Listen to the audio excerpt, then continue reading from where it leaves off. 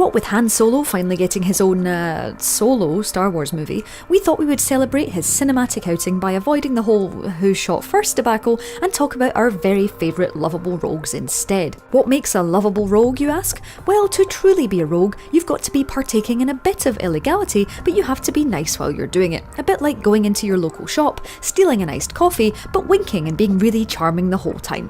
Okay, no, nothing like that. Please don't do that. Before I get you arrested, here are the 9 most lovable rogues in gaming.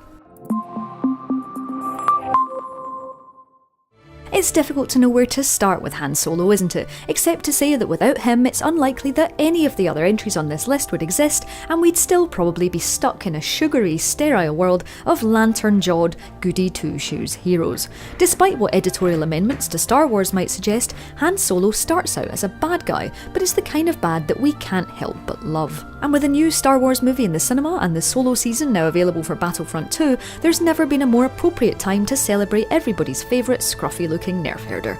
Revisit that prickly rivalry with Boba Fett, hang out with everyone's favourite walking carpet, recreate the authentic Jabba's Palace experience by trying to play with your eyes closed. Okay, maybe that last one will have a negative effect on your performance, but if Han managed it, so can you. Come on, you know I'm good for it. When you think of lovable rogues, you often think of quips, stubble and a malfunctioning moral compass, but Kasumi Goto from Mass Effect 2 is different. She ticks all the roguish boxes for being sneaky, she is a master thief after all, but she's lovable in a different kind of way. Quirky, sympathetic and always optimistic. And as well as being one of the sharpest, most capable additions to Commander Shepard's team, including the only one who recognises Morinth if she survives, she's still really relatable, not least because she loves a bit of gossip. The other reason to love Kasumi is that her Stolen Memories mission is one of the best side quests of all time. It shows a side of the Mass Effect universe we're just not used to seeing.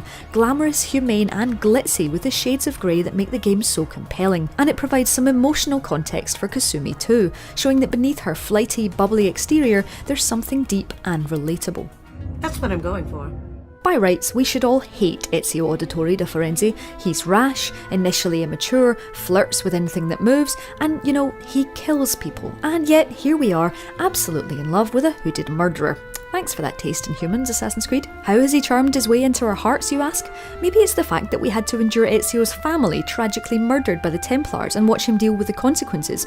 Or perhaps it's the fact that he was doing bath scenes long before Garrett got in on the action. Or maybe, just maybe, it's because we helped him pick flowers in Constantinople and then go for a picnic with him and his true love, Sophia. Sure, Ezio can air assassinate like the best of them, but the Florentine Lothario is the charming hooded hero we still all need and deserve. Oh, and his bromance with Leonardo da Vinci is goals. There's only one true lovable rogue in Gotham, and their name definitely doesn't rhyme with Spruce Drain. Not only does Selena Kyle have some seriously inspirational combat moves, she also has extremely expensive taste and would rather be stealing valuables than sticking up for justice and all that's right in Batman's world. The original feline burglar, Catwoman is a rogue to be reckoned with as she walks the very thin line between good and bad in Gotham. With sarcastic remarks as fast as her whip, Catwoman is a breath of fresh, if morally grey air in Batman Arkham City when you don't fancy all that brooding and swishing of capes. Throw in the fact that she's fully playable in the open world for her very own set of glowing pink Riddler trophies, and you can almost pretend what it would be like if she had her very own game. Come on, Rocksteady. Difficult choice, right? The truth is that it might not even be possible to make a list of lovable rogues in fiction, let alone games, without adding the half-untucked Nathan Drake. Practically the picture next to the dictionary definition, the Nolan North-voiced hero of the Uncharted games might be the slaughterer of an entire city's worth of innocent people just doing their badly paid security jobs, but he's just so gosh darn charming about it that we don't even care. Excuse me? Somehow Nate can bumble his way across cliff faces, run across rooftops and murder everyone in sight, and we'll still just love him for it. Add in the will-they-won't-they relationship with the long-suffering Elena, and Drake manages to somehow be completely not objectionable and everyone's favourite pillager of ancient artefacts. Should I be flattered or worried? Wait, no, actually, sorry Nate, I misread my script. Uh-oh.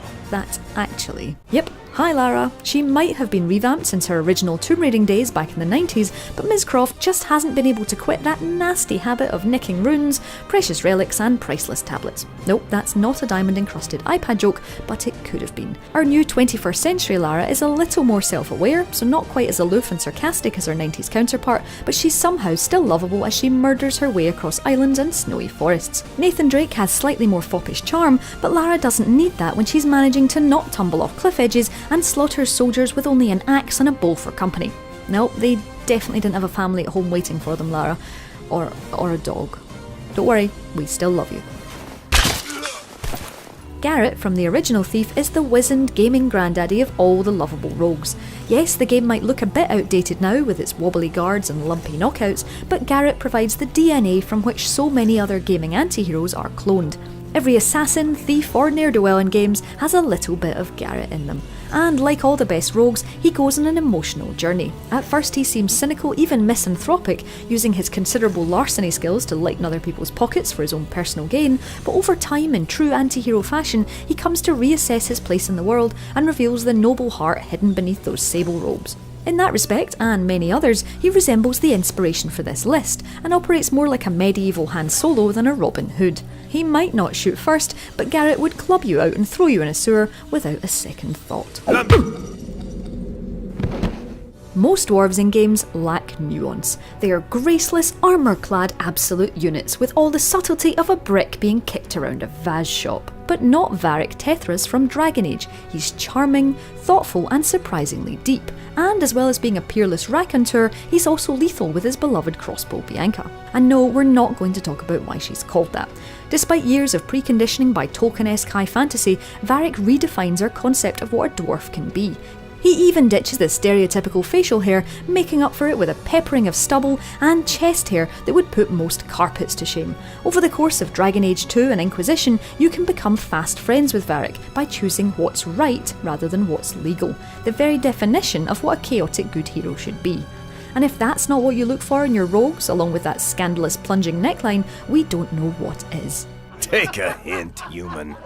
Alright, so you'd think that on a list of lovable rogues, we'd have picked an actual rogue from World of Warcraft. But Sylvanas Windrunner defines the trope on a deeper, more conceptual level, and she's an excellent mirror to some of the other entries here, who start bad and get nicer. In contrast, Sylvanas starts out a ranger, proud, vain and pragmatic, but in death her motivation changes and she makes some morally dubious choices, things like taking hostages and using chemical weapons. In this respect, the lovable bit of the title is slightly obscured, unless you're rooting for the Horde. The Dark Lady is the sort of leader you'd be glad to fight for, but would dread to fight against. A ruthless, inspiring and savagely focused war chief. So there's our lovable rogues gallery. Have we missed out any heroes that charm your socks off even if they're bad to the bone? Let us know in the comments below. Drop us a like if you're pro rogue, and for more videos just like this one, don't forget to subscribe to Logitech G.